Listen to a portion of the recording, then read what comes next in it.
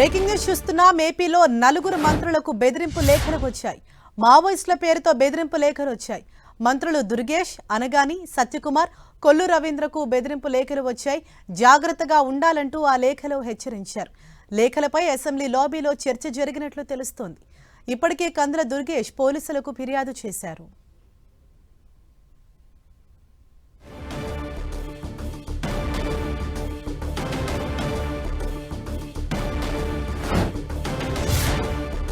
మరింత సమాచారం మా ప్రతినిధి విజయ్ చంద్రన్ మనకు అందిస్తారు. విజయ్ చంద్రన్, ఇవాళ ఉదయం అంటే మంత్రి కందుల దుర్గేష్ కు బెదిరింపు లేఖ వచ్చింది. అయితే ఇప్పుడు మరో ముగ్గురు మంత్రులకు కూడా లేఖలు వచ్చినట్లు తెలుస్తోంది. ఏమని పేర్కొన్నారు లేఖలో? ఇప్పుడు ఎటువంటి యాక్షన్ తీసుకోబోతున్నారు?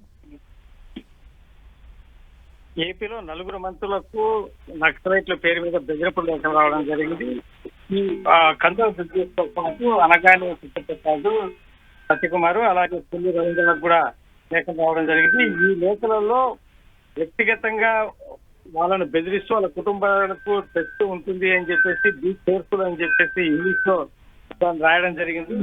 అయితే ఇది ఎవరో ఉద్దేశపూర్వకంగానే రాసి ఉంటారు, ఇది మావోయిస్టులు రాసి ఉండదు అనేటువంటి అభిప్రాయాన్ని మంత్రులు వ్యక్తం చేయడం జరుగుతుంది. ఎందుకంటే మావోయిస్టులు రాస్తే వాళ్ళు ఏ మావోయిస్ట్ చెందినటువంటి వాళ్ళు, ఏ మావోయిస్ట్ గ్రూపులకు చెందినటువంటి వాళ్ళు అనేది స్పష్టంగా పేర్కొంటారు. అట్లా కాకుండా ఏ గ్రూప్ పేరు రాయలేదంటే ఖచ్చితంగా ఎవరో కావాలని బెదిరింపు లేఖలు రాసినట్టుగా అటుకాయలు పనికి అనేది భావించడం చేస్తున్నారు. మంత్రులకు మటుకు తమకు ఎవరితోనూ ఎటువంటి శత్రుత్వం లేదు కాబట్టి మావోయిస్టులతో తనకు ఎటువంటి ఎప్పుడో గతంలో ఎప్పుడు కానీ ఈ బెదిరింపు చేయడం అయితే తర్వాత తమ వారికి వ్యతిరేకంగా మాట్లాడడం లేవు కాబట్టి ఇది ఎవరో అక్షరాలుగానే భావిస్తూ ఉన్నారు. అయితే ఈ లేఖను చూసి కుటుంబ సభ్యులు మటుకు వారి కుటుంబ సభ్యులు ఆందోళన వ్యక్తం చేసినట్టుగా చెప్తున్నారు.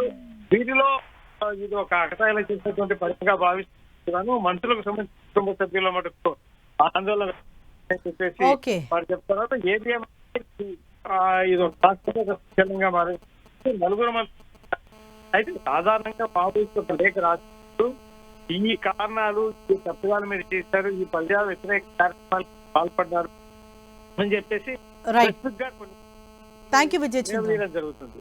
అయితే అటువంటి ఏ